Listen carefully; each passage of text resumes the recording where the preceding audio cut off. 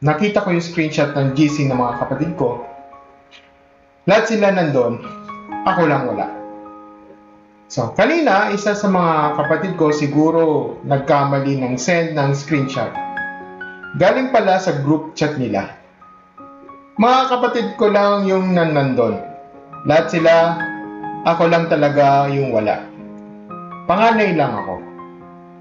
Medyo may kirot, di ko na-expect na masasaktan ako ng ganito. Doon sa chat, pinag-uusapan nila yung plano nila na nagmag-loan sa pag-ibig. May mga napag-desisyon na. Tapos, ang plano pala nila, gagamitin as collateral yung titulo ng lupa. Ang twist, nasa pangalan ko yung titulo. Pinag-uusapan din nila kung paano makukuha ang titulo.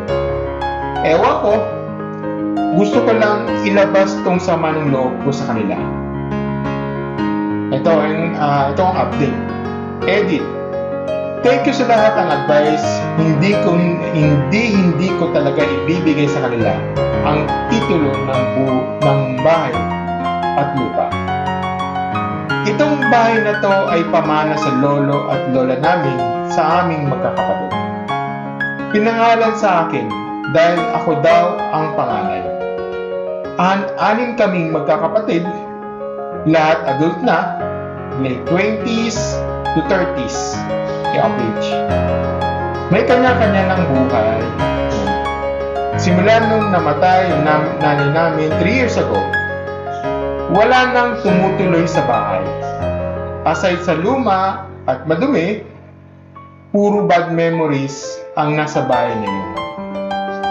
Gusto nila mag-loan ng 600k para ipa-renovate at matirhan ng isa kong kapatid at hindi na mag-rent.